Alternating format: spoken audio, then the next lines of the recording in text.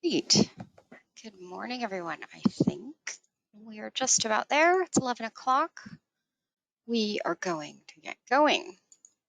So welcome, everyone, to today's session on renewable and non-renewable energy sources in collaboration with Conveyancing Data Services. So I'm Danielle, and it's coming to the final few months of this year. I can't believe it.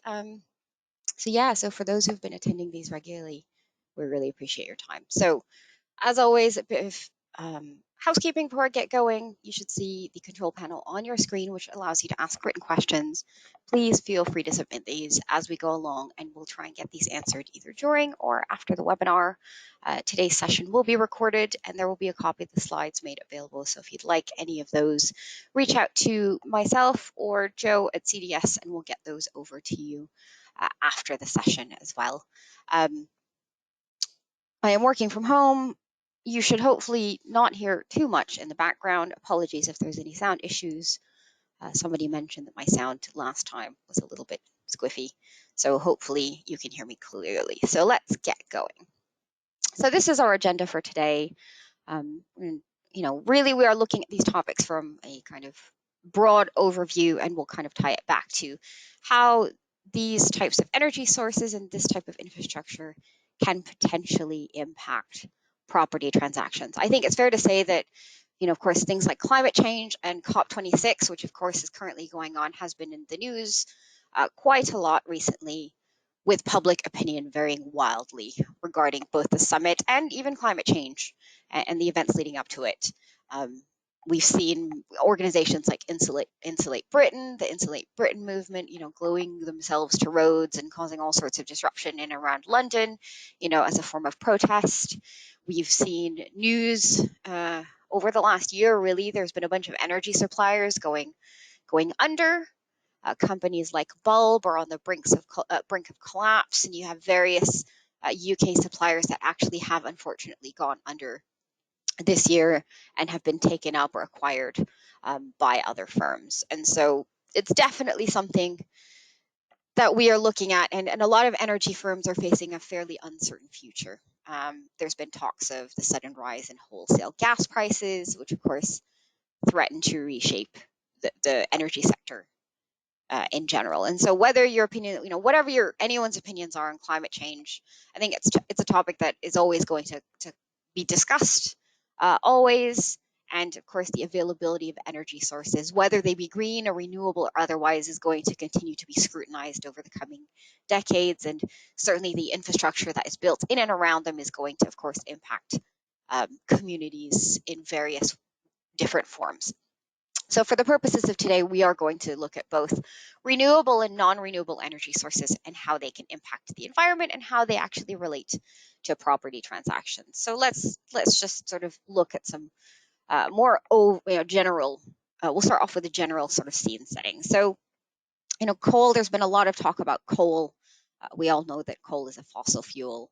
The energy sector accounts for 2/3 of greenhouse gas emissions, and that, of course, is tied to our consumption. There's been a lot of talk about the transition to phase out coal by the 2030s in major economies and elsewhere in the following decades. It has been in the news quite a lot. 759 million people in this world still lack access to things like basic electricity, and over 2.6 billion people don't even have access to clean cooking solutions. I mentioned COP26. The first week of the conference was dominated by announcements of deals on preserving forests, galvanizing climate finance for the private sector, as well as phasing out coal. You've got Alex Sharma, who announced the new global clean power transition statement as a commitment to end coal investments, scale up clean power, make a just transition, and phase out coal by the 2030s in major economies. And the pledge has been signed by a bunch of signatories and certainly a lot of countries, including Poland, Vietnam, Chile, et cetera, et cetera. And really, as a whole community, everybody's trying to rethink how energy sources are being delivered. So it's certainly something that we have to keep an eye out on, and how it's going to impact households and communities. The second week of the conference is basically going to focus on some of the hardest elements of the talks, uh, looking at things like regulations, how countries measure and report on their emissions, whether and how carbon trading can play a role in how countries meet their commitments under the Paris Agreement, and how countries can be helped to adapt to the impacts of the climate crisis. So again, it's really, really interesting. And one of the controversial things about some of the stuff that's been happening over the last couple of weeks is that there are more delegates at COP26 associated with the fossil fuel industry than from any other single country. So it does make you wonder what direction we're actually going in and who's actually doing the steering. But hey ho, we're not going to get too political about it. For the purposes of today, that's about as much politics as we're going to talk about. And really, let's actually take a look at the major energy sources we have in this country. So renewable and non-renewable sources of energy really power us as a human society and able to function from a day-to-day basis. The difference between these two types of sources is that, of course, renewable sources can naturally replenish themselves, which is ideal, while non-renewable sources cannot. And this means that non-renewable resources are limited in supply and cannot be used sustainably. So under non-renewable, there are three major types of non-renewable resources. You've got oil, natural gas, and coal. Of course, everybody knows them as fossil fuels. And of course, when we burn these fossil fuels, this trapped energy is released. And there are huge underground pockets of these non-renewable sources of energy all over the world. Pressure and heat work together to transform these types of raw materials into fossil fuels, coal, natural gas, things like crude oil. It's a liquid fuel that's mostly used to produce gasoline and diesel fuel for vehicles and for things like the manufacturing of plastics. Natural gas is widely used for things like cooking and heating homes, and it consists mostly of methane and is actually found near oil deposits below the Earth's surfaces. Natural gas can be pumped out through basically the same wells used for extracting crude oil. And of course, we're probably all fairly familiar with coal, which is, of course, a solid energy source, which we burn. And unfortunately, we do know now, after many, many decades of burning these fossil fuels, it's very, very harmful to the environment. And in some cases can be harmful to local communities depending on how much mining they have been doing. In terms of renewables, renewable energy is often referred to as clean energy. So it comes from natural sources or processes that are constantly being replenished. So we are talking sunlight, we're talking wind power, we're talking, tidal or hydro power. Interestingly, you also have nuclear, which is in discussion as to whether it's not necessarily renewable. Nuclear energy itself is a renewable energy source, but the materials used in nuclear power plants is not. So that kind of straddles the line between the two. And it's something that we have actually used for a very, very long time for heating, transportation, lighting, etc. So nuclear is definitely one that people are talking about, and that's been in the news, and we'll talk a little bit about that later on. So how much as a nation do we still use non-renewable energy? Well, for more than a century, burning fossil fuels has generated most of the energy required to basically propel our cars, power our businesses, keep us warm in our homes. And even today, oil, coal, and gas provide for about 80% of our energy needs. And using fossil fuels for energy has extracted an enormous toll basically on the environment as well as humanity, from air and water pollution to global warming. So that's beyond all the negative impacts from petroleum-based products like plastics and chemicals. And here's a look at what the fossil fuels are, what they cost us beyond the wallet, and why there is a huge shift to trying to move towards a clean energy future. Primarily, the main reasons, as you see on the screen, that we're reliant on non-renewable energy is efficiency, convenience, and logistics.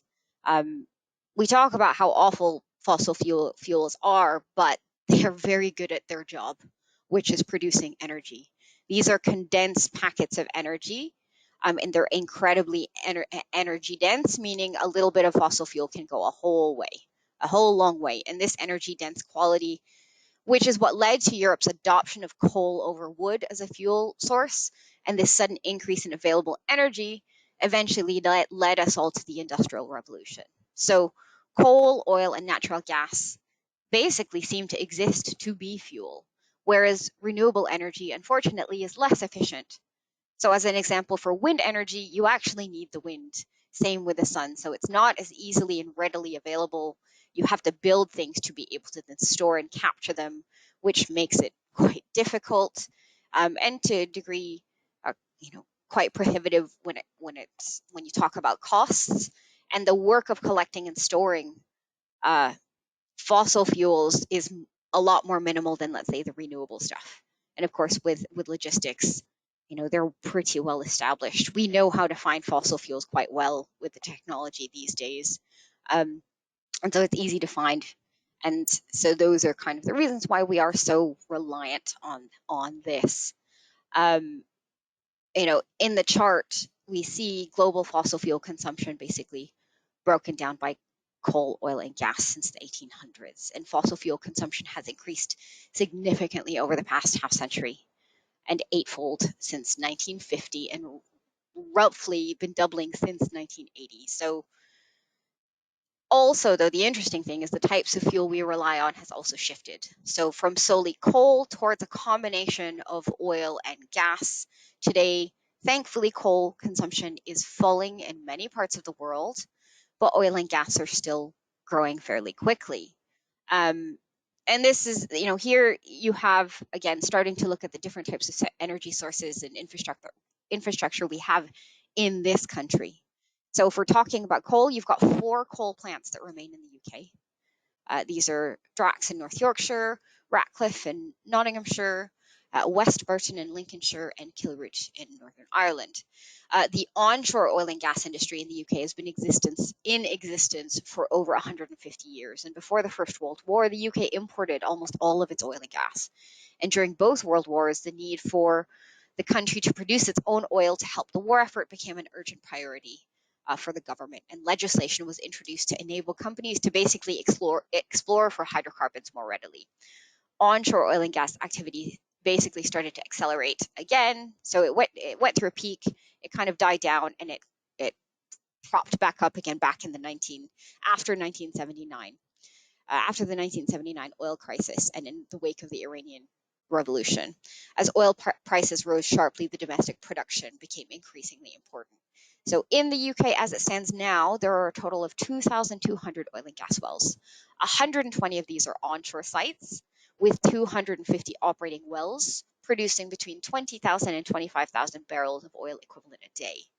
There is also only one active fracking site in the UK, which is currently impacted by a temporary moratorium. And this site is operated by Quadrilla and is located near Blackpool, and has actually, during the time where it was in operation, was in the news quite a lot because of earthquakes.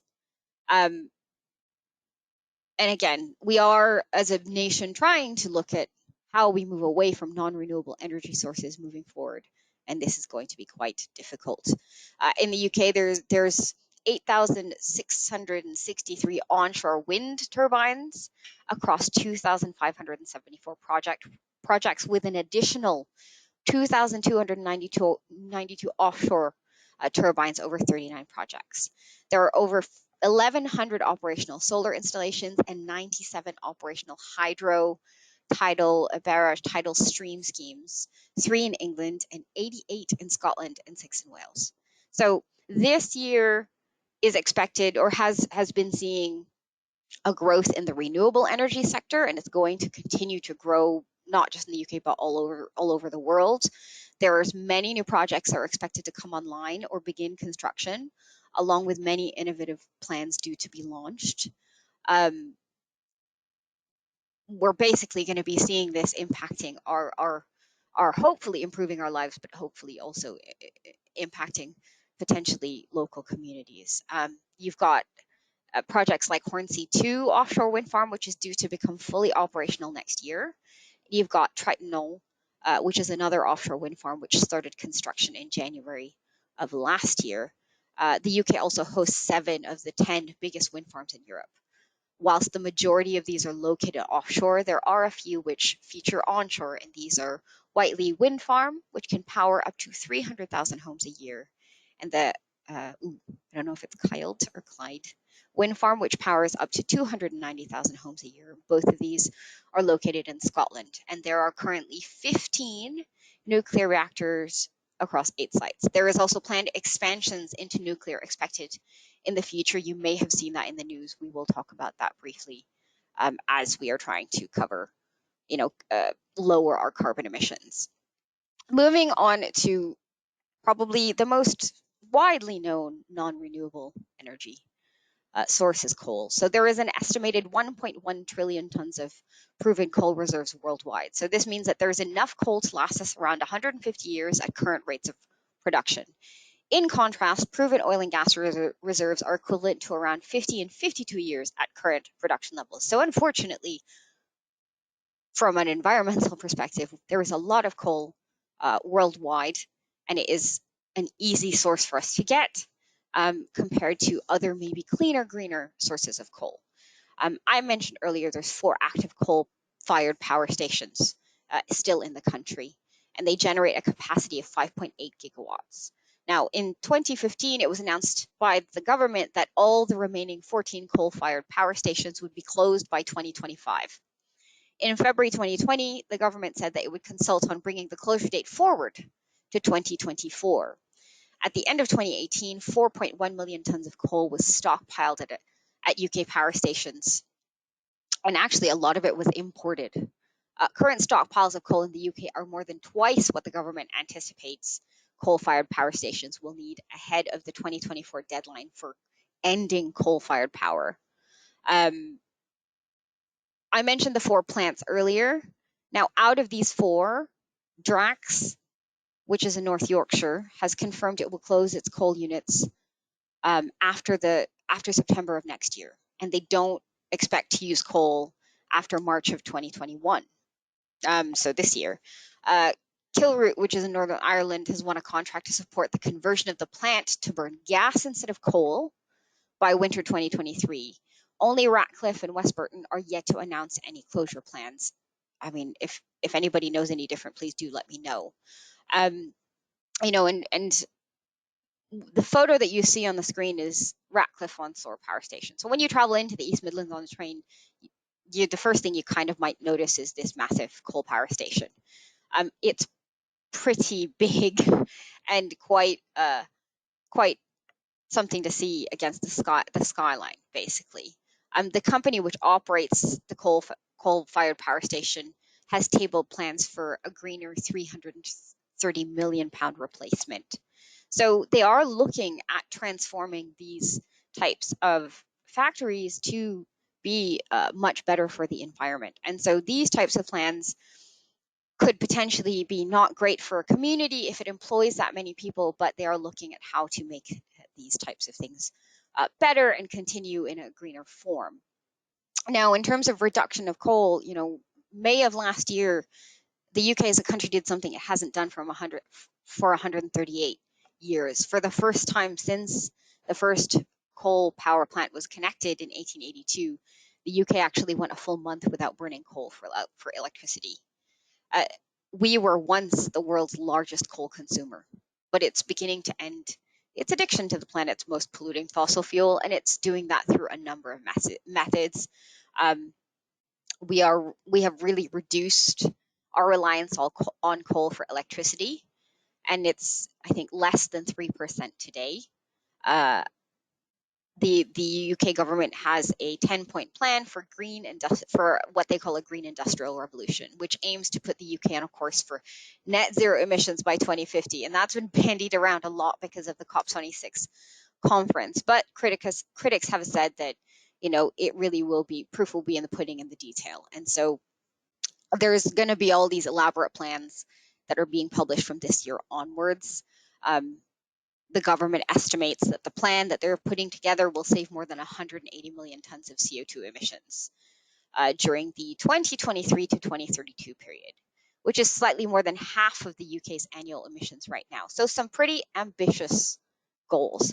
How does this tie back to property transactions and specifically to our industry in conveyancing? Now, apart from the environmental impacts of coal and the more obvious point of the UK drawing energy from coal, from a property transaction perspective in relation to conveyancing, we all know that being in or near a coal area can, of course, potentially delay a transaction.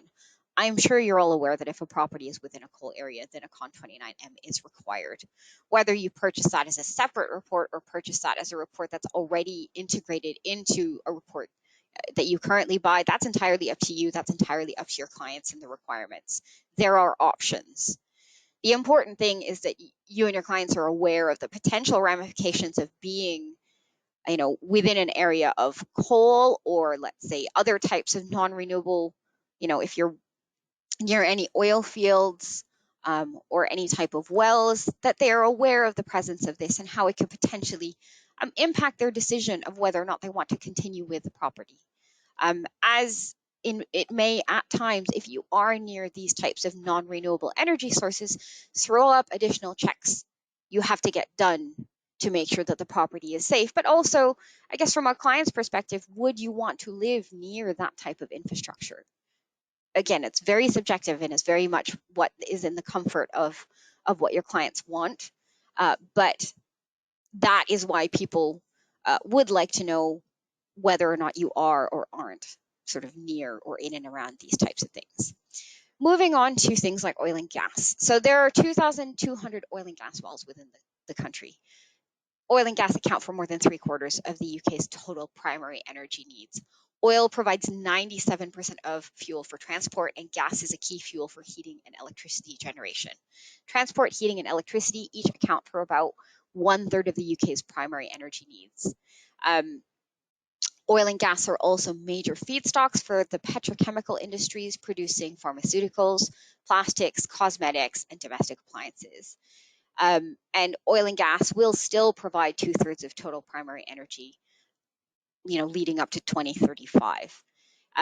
The onshore oil and gas resources in the UK are located in a number of areas corresponding to prospective sedimentary basins. So the majority of offshore oil and gas is located in the North Sea. So from a property perspective, it doesn't really bother people too much. But there are a few onshore sites. Now, natural gas plays a vital role, like I say, in how we heat our homes and whatnot. But projections show that this is going to change in the following decades and expected to decline. Having said that, some of you might have seen in the news about the Cambo oil field, where the UK government is set to approve the opening and use of the Cambo oil field, which is actually owned by Shell. They want permission to extract 170 million barrels of oil in the first phase alone, and the emissions from this would equal the annual carbon pollution from 18 coal-fired power stations. The company plans to operate the field until 2050, the same year the UK has committed to be net zero. So the government is also being urged by fossil fuel companies to approve 18 new oil and gas projects over the coming years. And each of these projects basically is kind of in contradictory and goes against the warnings by the International Energy Agency and the United Nations. So really what they're trying to do is wind down the production and the approval of oil and gas projects while making sure that workers aren't being impacted and communities aren't being left behind. But of course, it's a transitional period, quote unquote, transitional period. So how does the Oil and Gas Extraction Infrastructure Act actually affect property? So I mentioned earlier, there's 2,000 wells that have been drilled for oil and gas all across the country. The UK is actually home to the largest oil field in Western Europe. It's known as Witch Farm in Dorset, and I'll talk about that a bit later.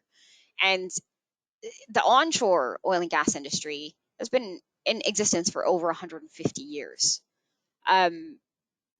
So from a legislative perspective, there was something called the Trespass Act, which had basically, in the long of the short of it is, it gave gas companies the automatic right of access to deep level exploitation of deep geothermal energy. So when I say deep level, it's 300 meters or lower.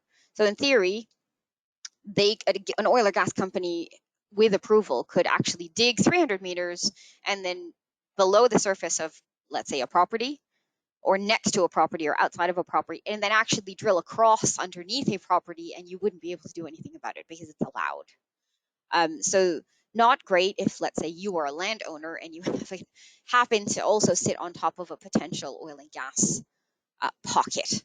The country is kind of split up into designated blocks, like you see what's come up on the screen, and basically it was split out into 529 blocks. Companies were able to bid to be able to explore those blocks.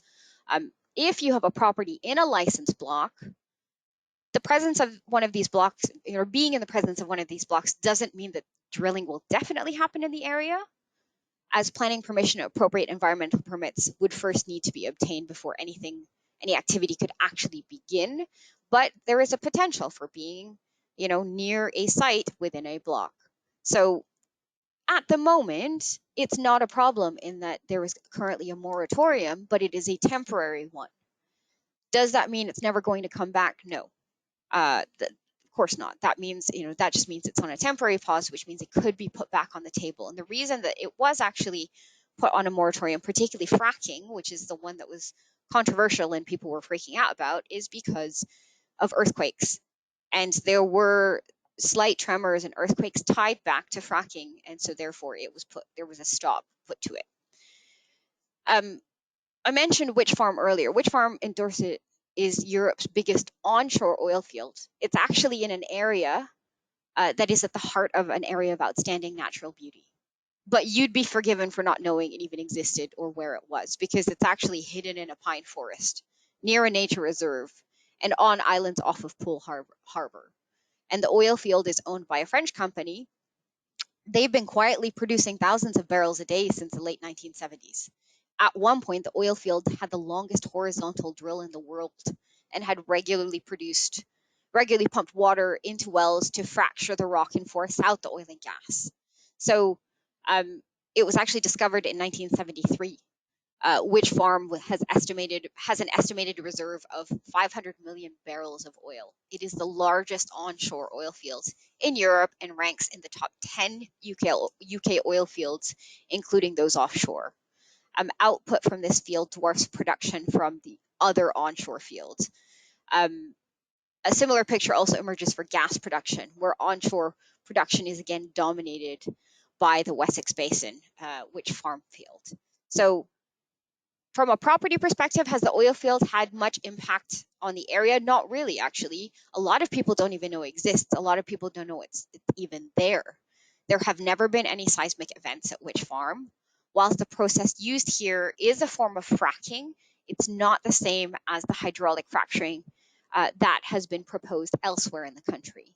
Property prices remain unaffected, and Witch Farm is close to one of the most expensive places to live in the UK, which is in Sandbanks.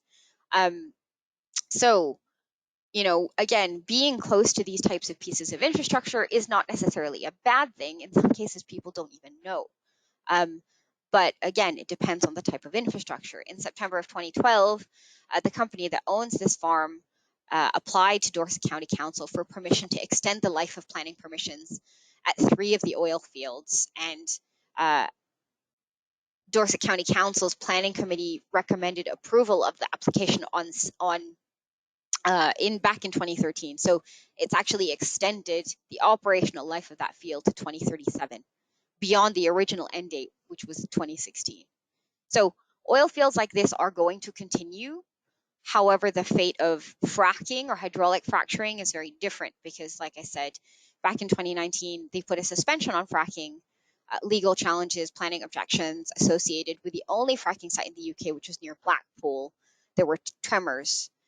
Tremors breached a seismic threshold imposed after fracking caused minor earthquakes near that site. So it has been stopped, but that doesn't mean it's not going to come back. Now, according to British Gas, natural gas from the North Sea and the East Irish Sea make up 44% of the UK's gas production. It's piped from sea platforms to refineries on land. However, production from these fields is now in decline, and we are importing more and more of our gas from abroad. Britain now gets its gas from a wide range of sources to make sure we always have the supplies the countries need. And we're looking, we're getting things from the Northern Irish Sea production. We get pipelines from continental Europe and Norway. We even get things like liquefied natural gas, which we import again as well. And so you get these big gas infrastructures like this. Now, there is a new gas pipeline which is being built 30 meters under the surface of the River Humber. Some of you may be familiar with this. It's a pretty world-breaking engineering project that's been completed. The 150 million pound Humber Tunnel pipeline, which is part of the national transmission system and connects the import terminal at Easington on the East Coast to the wider gas network, is now delivering gas to the national grid. It can transport between 70 million to 100 million cubic meters, or around a quarter of Britain's gas. And this basically is a pretty impressive feat of engineering. You're looking at 18 months drilling at 3.65 meter diameter tunnels beneath a river estuary. Yeah, it's pretty big. It's effectively the tunnel boring machine they used, which was called Mary, was equivalent in length to 11 double-decker buses and weighed 220 tons. So it's a pretty significant project. We do actually have this type of information in our energy reports. People do want to know where it is. This basically shows you how it links to several different energy suppliers and which parts of the country it's actually going through. From a property perspective, is it going to impact a lot of properties? Not necessarily, because it's all underground. How does this tie back to conveyancing and property transactions in a more general sense? As I've mentioned earlier, oil and gas exploration, extraction, and big projects have always been a dividing topic. So it really depends on how close you are to these types of infrastructure projects and how it's affecting the local economy and the community. We actually work with a planning inspectorate and include large infrastructure projects like this within our data to make sure that you and your client are aware of these types of structures and what they might mean to you and your client. Again, so for things like fracking, at one point when it was still happening, it was definitely something people wanted to know about. It's died down in terms of public awareness now because it's been stopped. But for things like these gas pipelines and whatnot, people are still quite interested depending on where they are, particularly in rural parts of the country as well. Moving on to wind, let's look at wind. Wind probably, I would say, is much more in the public awareness now and how it impacts property transactions. So this year and next year, we're expected to see the renewable energy sector continue to grow. There is a huge amount of projects that are in the pipeline. I mentioned earlier that we in this country have 7 of the 10 biggest wind farms in the UK. Now, most of these are offshore. You are getting a lot of smaller onshore projects. The photo that you see on the screen is actually of turbines near Rye in Sussex. You've got a lot of different projects that are going to be built. They're getting a lot of approval. Some people hate them, some people don't. It is very, very much personal preference and choice, particularly when it comes to properties and how they impact properties. Wind generation or wind energy generation accounted for about 24% of total electricity generation in 2020, with offshore wind accounting for 13% and onshore wind accounting for 11%. Now, most offshore wind activity is in England and Scotland, and the world's largest offshore wind farm, Hornsea 1, is based off the coast of Yorkshire. But how do these impact property values? So there's very, very different viewpoints on the effects of wind farms on property values. Whilst these studies are becoming older because they were released quite a while ago, these are still the only valid studies that have been conducted on the impact of wind farms to properties. So back in 2014, the London School of Economics in London conducted a study on the effect of wind farms on property prices. And they found that wind farms within 2 kilometers of properties could cause a property's value to fall by as much as 12%.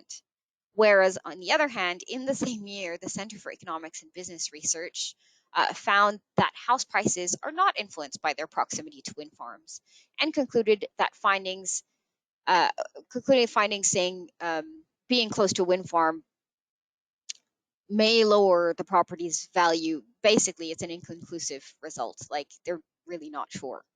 Um, However, there are specific examples where actually it has lowered the value of a price of a property. So back in Devon, there was a property owner in Devon whose house was about 650 meters from a wind farm and managed to downgrade their council tax band uh, group, saving over £400 a year because they felt the wind farm had negatively impacted the enjoyment of their home.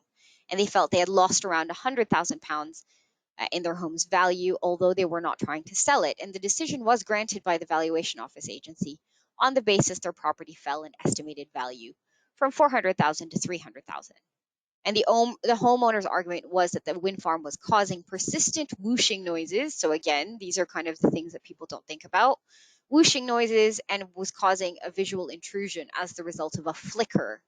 And this is when the turbines basically catch they catch the sunlight. So if you're stood out in the back garden and there's a flickering thing happening, yeah, it could be really, really distracting. So the decisions by the valuation office agency to move certain houses close to wind farms into lower council tax bands is really the first official recognition that turbines can lower the value of a nearby home.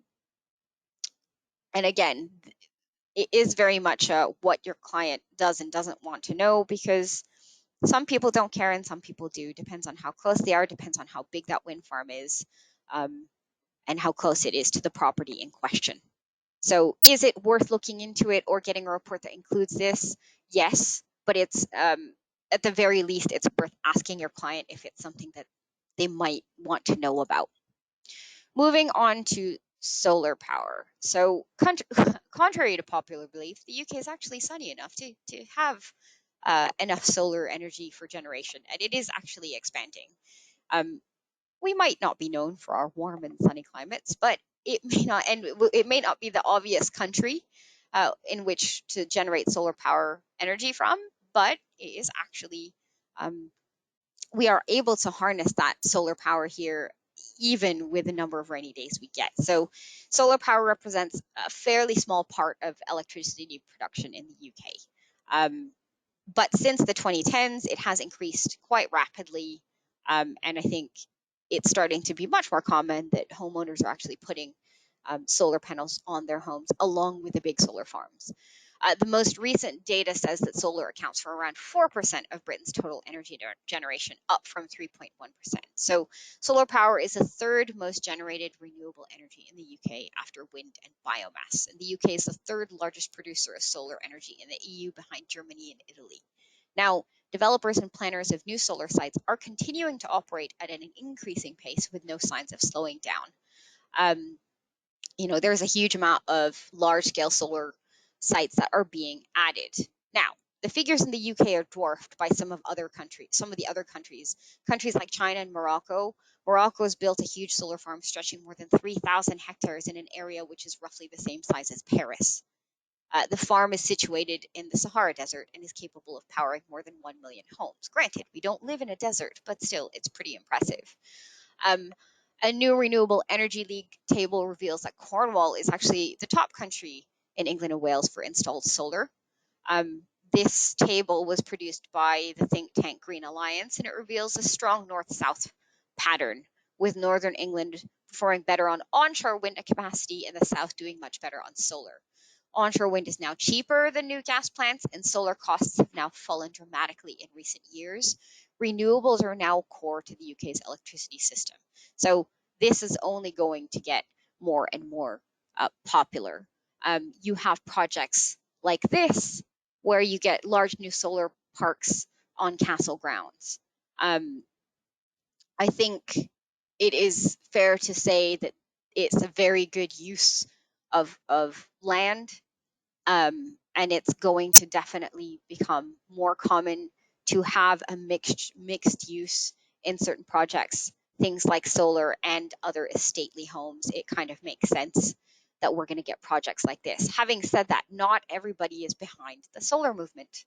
As you may or may not have seen, uh, in in the news. So an example are Hardy's Vale. So locals are pretty up in arms over a proposed solar plant, which would be the equivalent size of 150 Wembley stadiums, with some 150,000 panels covering fields of Greenland and Dorset.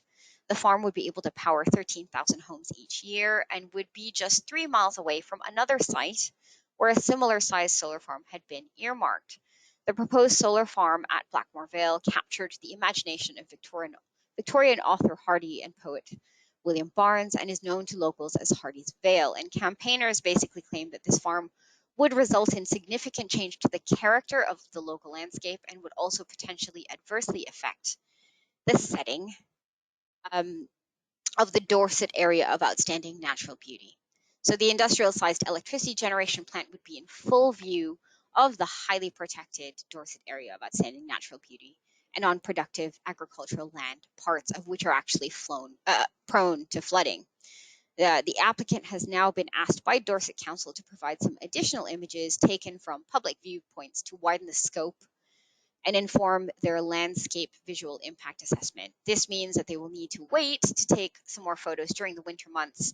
So a decision on this controversial application is not likely until the early part of 2022. So if you've got any clients in and around that area, might be something that they may or may not be aware of.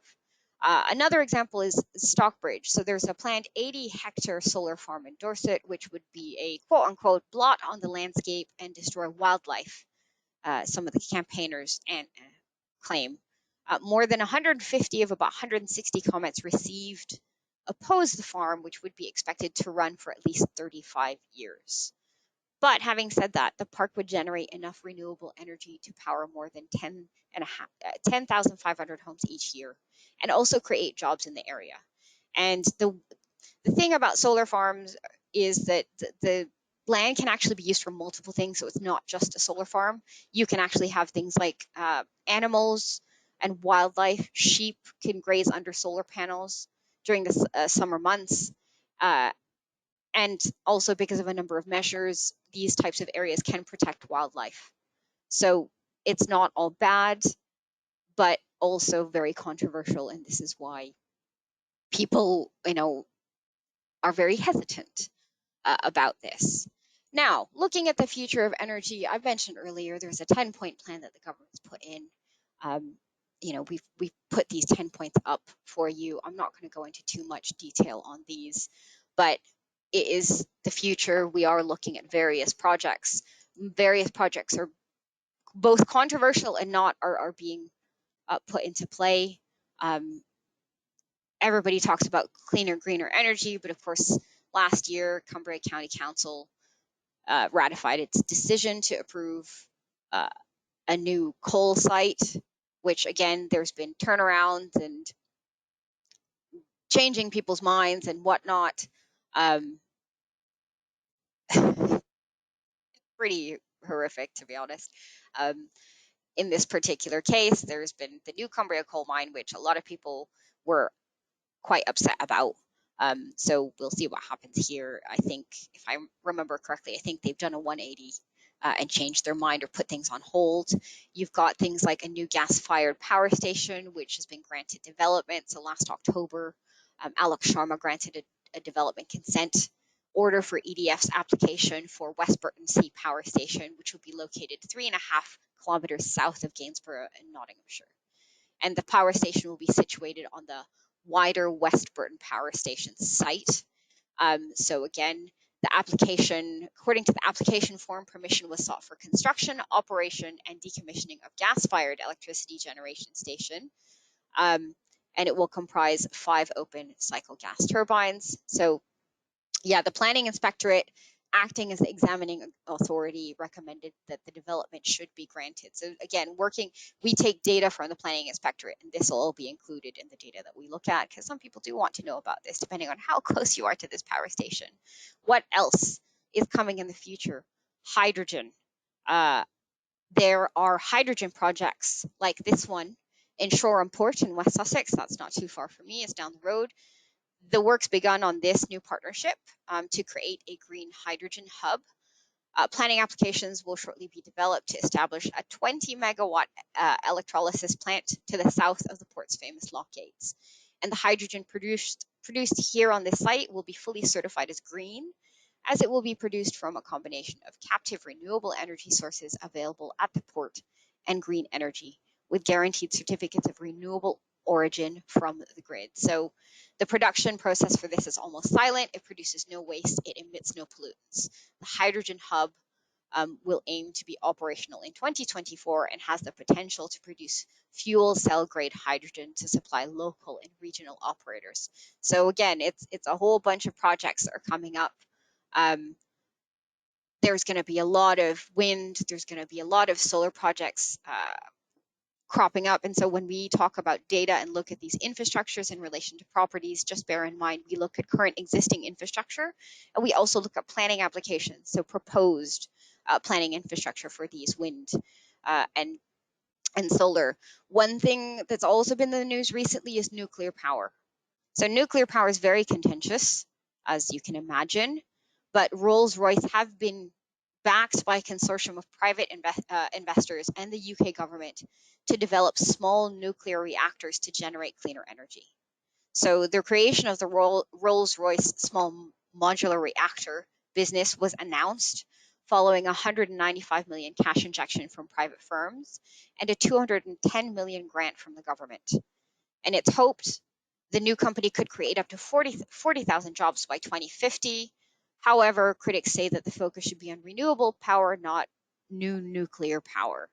So this is, is it good or news or bad news? Who knows? But it's one also that is going to be in the future. How close you want to be to a small nuclear reactor, I'm not entirely sure as a property owner, but we'll have to see where they're going to crop up.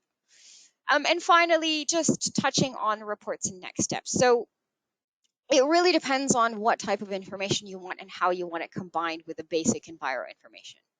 So if you don't want a combined enviro and energy, or a combined enviro, energy, and mining, i.e. coal, non-renewable, you are able to purchase reports separately.